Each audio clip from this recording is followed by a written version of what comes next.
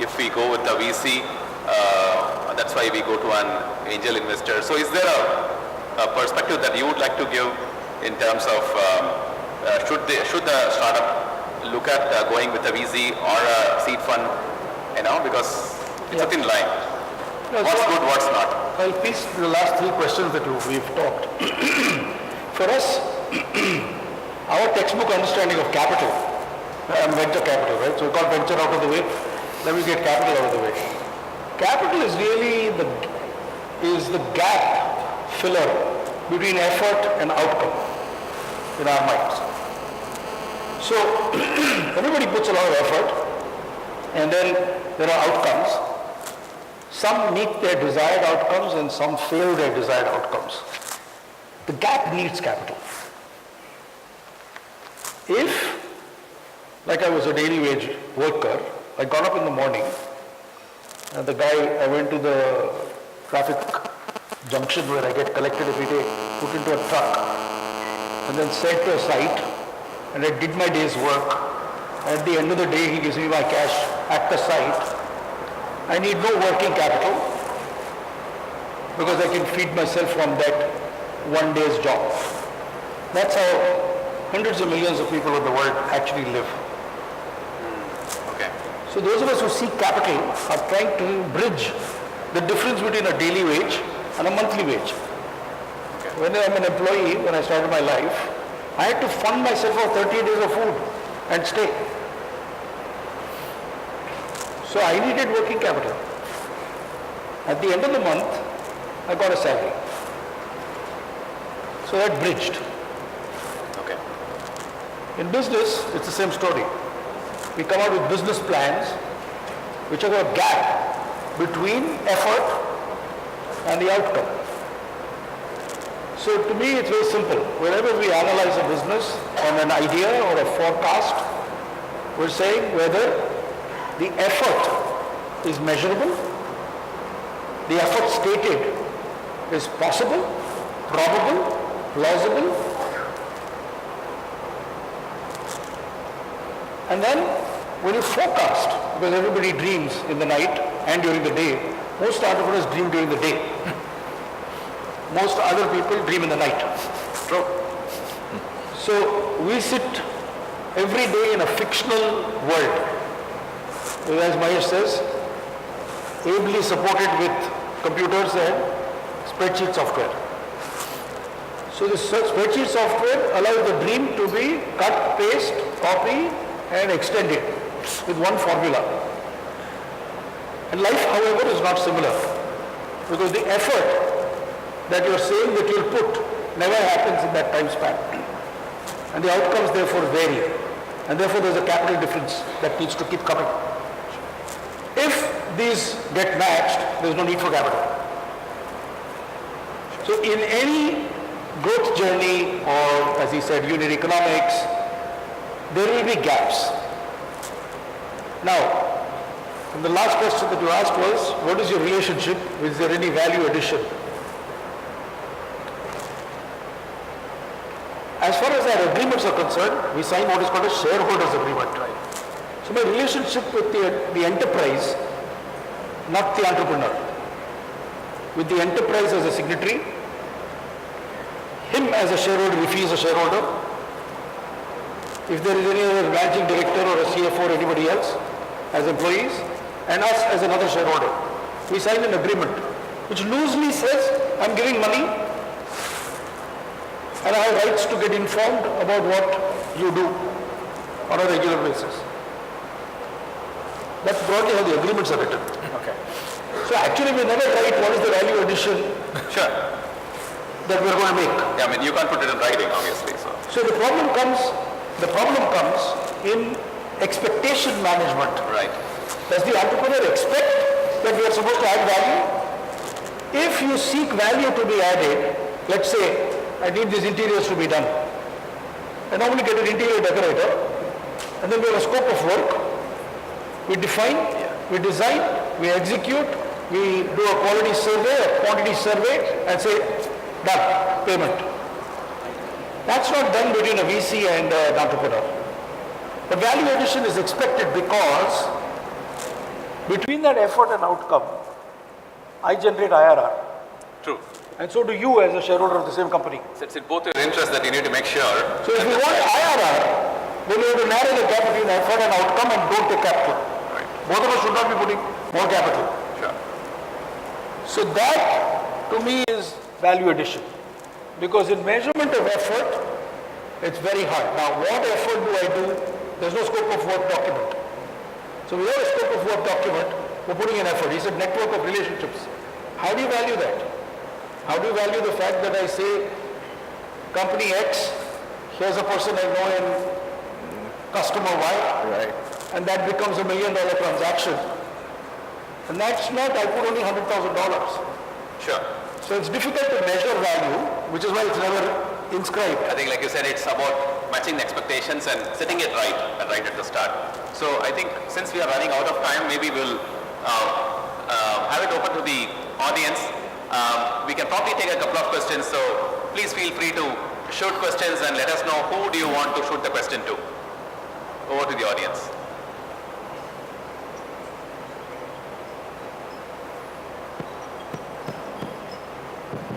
Yeah, hi team. It's a generalized question. I'm sure you've funded a lot of ideas. At that time, handing over a check to a particular idea, the entrepreneur would have, you would have asked the entrepreneur, how many times did you place this idea upon? How many ventures have you visited?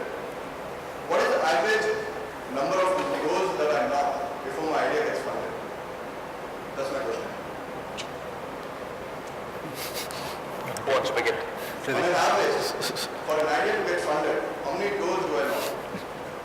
My average as a sales guy, yeah, I'm also a sales guy like you. I also go knock on people to give money out of the $300 trillion pot. My average success so far, because I'm now 55 and I can do it, and I've done this before, is like 1 out of 3. But when I was younger, it was 1 out of 25. And in tough times, it's been 1 out of 100. So I have been in a situation when markets were weak and nobody wants to take out any risk money whatsoever. It's 1 in 100. My follow-up question. If I have to take my idea to say 10 investors, how safe is my idea? What is the kind of ratio of information that I should share with an investor before I really finalize on an investor investing in me or get lucky that okay, this guy is going to invest in me? So this I told you, this is not the safe world. So first you are not seeking safety. Otherwise don't come into this world. Be in bank deposits less than 6%. No, it is not about the money that I own. It is the money that I want to make. It is the same side, that same guy. See, what happens is that we are living in a certain world which is not safe. The safe world doesn't go looking for money also. So what should I do with my idea before I throw it into the market? See, Is there a process where I can... I think everyone has an idea, and I don't think you can withhold yourself, because I can't do anything with your idea. I think it's not the idea, it's the execution, it's the team, it's passion. We listen to so many ideas and we love it, and that's why we fund it. Doesn't mean that, okay, this is a great idea, why put 15 crores on this guy? Let me do it myself. So, and again, you reach out to the right investor, right forum, who have some, I guess, a professionalism, right? So, I think you should be safe. Again, from an investor perspective, we never ever look at that perspective. So, Yesterday Google sued Uber for an idea stealing. Now who's to save whom? At 100 billion also they want able to be safe. And you want to be safe at 1 Google or Uber, they have deep pockets. They can keep suing each other. Apple sues, Samsung sues, LG. Correct. yeah, In an entrepreneur, Stealing is a right of human beings. sir, just to answer it from a different perspective, see, if your idea is copyable and executable immediately, then the idea is not good. See, the entry barrier cannot be with an idea. to be very frank, because ideas are common. So what happened to Facebook before the era of Facebook, that's Orkut, right? So ideas were same, but how you execute yeah. makes a lot of things. So idea cannot be a USP. Idea cannot be your entry barrier. Let's shift from idea to business plan. Right. The idea is good. Even again in the paper. Even again it's in the paper. So idea, unless you have a patent, like you are working in some breakthrough technology and you have a patent, then you need to really secure that. Just a business idea cannot be secured. True. And most of the time it's the bet on the jockey, not the horse. So Then we Is that another clear? question, please. Thanks. But just to paraphrase, copyright in our country for most people is right to copy. I have a question. I want a tech venture. Actually, I keep on working for past 2 years and it's generating better revenue. We even attained the break even and we're getting net profit. So right now I'm looking forward to scale up, and whenever I talk to a VC or an angel, they say like, you need to look on to seed fund first, then come to us for series A or something else. So is it compulsory to have a seed fund, then move on to scalability? There are two questions. This is the first one, and second one is, right, I have valued my venture and I know my demand. I can have something, I need 30 lakhs to run for next 1 year. So the amount, who decides it? Let's say you are ready to invest 1 crore in mine, I just require 30 lakhs for some personal stake. So you say the amount or I demand the amount, how it comes? See, nowadays actually There is no specific of who is the angel and who is the venture capital now. So I do a 200K investment, I do a $5 million investment also. So it depends, it's not that you need to have a seed fund. If your ideas are good and if it is scalable and if your team is very good, you can approach me. Actually, if I find it interesting, instead of putting a $2 million, I can put even $100,000. So that the first question on the seed, which is mandatory, it it's not entry barrier for you. You can approach a venture capital or a seed fund or even angel. But I would say that when you're a child, you can't even have 1 teaspoon. When you go older, you have 1 tablespoon. take your funding from people who understand how to handle that spoon. Because if I went to my father, he would have only been able to deal with a tablespoon. My mother dealt with me with a little teaspoon. So there's a slight difference. When we use the word angel, please seek an angel. They're hard to find. And if you go for a venture capital, he's coming in at a much later point in time of your life. When you're already playing football, when you're getting hurt, when you have the ability to sustain a fall. So these words that were used, I know it's not based on the amount of money, I can tell you that. It is on the behavior that the enterprise requires and sometimes the entrepreneur requires. If the enterprise is still in its early stages, we call it early stage, because the enterprise is not yet matured. Who gives the money is another matter, right? You want what we call an asset liability match. Similarly, the source and where you're applying must match. If there's a mismatch, that's when what you're talking about, that issue comes up. See, when you go for bank loans, it's very clear cut, no? They say go to MSME if you're MSME. If your turnover is less than 3 crores, go to MSME. Nobody lets you come to the mid corporate or to another large corporate funding place because they say our size is very clear. But in equity funding, it's slightly different. In equity funding, I can give even $10,000 or I can give you $10 million if I had it. But funds must have the mandate from its investors. So my investor also must allow me to go and give $10,000 checks. My investor doesn't allow me. So I can tell you straight away, I don't invest. So they are mandated, like a banker is mandated. So if they are mandated, then there's no confusion. But there will be confusion if I am mandated and I'm allowed to do, doesn't matter who. Sure. Criteria to analyze the maturity of the for venture. So what are the criteria you look forward to analyze the maturity of?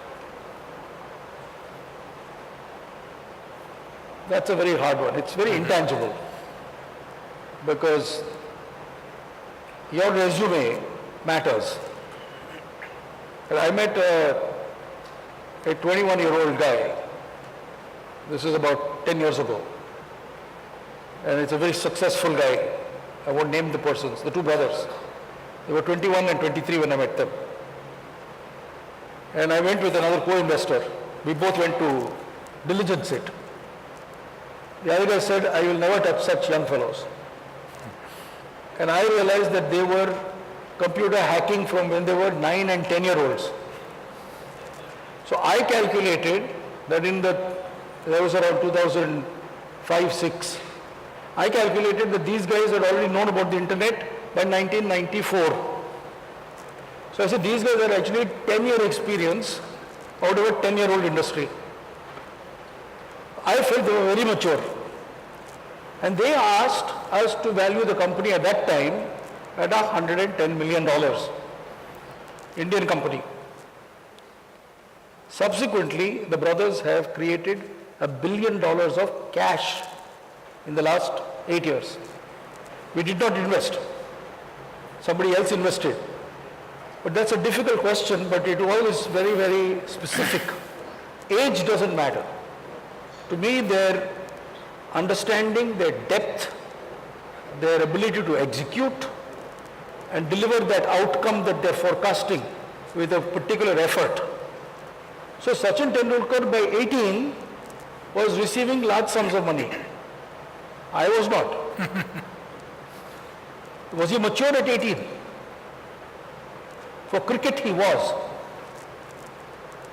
Similarly in enterprises, we see the drivers. We want to see the driver. Is he drunk or not? Is he going to survive or not? Does he have a journey or not? And so it's a little intangible. I would say it's intangible when we just start to talk, but it is pretty tangible because we want to actually see the ability to execute is what we and you are really gauging, because like I said, the capital is the difference between effort and outcome. So that is why we are still calling Flipkart as a startup company, even after 12 years of maturity. Sure. Difficult to mature. Okay, I think that was, I hope it, sorry, I think we ran short of time. Maybe we can take it offline. We are just going to have a tea break right after this. One is, it's great, to have esteemed panelists out here. Thanks, Srini, Sudhir, and Vineet. And a final takeaway to all of you is, when you actually pitch to investors, inspire the investors. They have the attention span is limited. So inspire the investors. And there's a saying, popular saying called, people sell to people. So build the relationship when you actually try to, not just the product or an idea, build the relationship and show that you can actually do the job well. And I'm sure there are many takers right from, people who are sitting on the dais. So once again, thank you so much. And thank you all once again. Satish, thanks for organizing this in Chennai. And wish you all good luck. Thank you so much. Thank you.